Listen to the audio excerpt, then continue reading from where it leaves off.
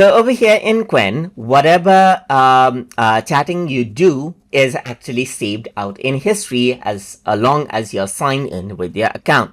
So all of those chat histories are actually saved out over here on the left hand side. So if I were to go ahead and click and expand this area, then you can see the chat history right here. If I were to go around over here, then I can simply go ahead and access out my chat history. But let's say for privacy reasons, you want to delete them out. In that case, you can simply go ahead and click on the three dot button of the chat, and then you can go ahead and delete out the chat right here. Click on confirm and the chat gets deleted.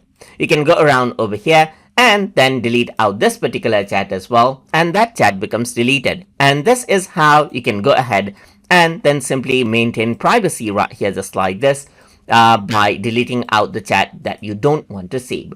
So that is how you can delete out chats inside of Qwen. So hope you guys learned something as always. And as always, please like, comment, share, and subscribe.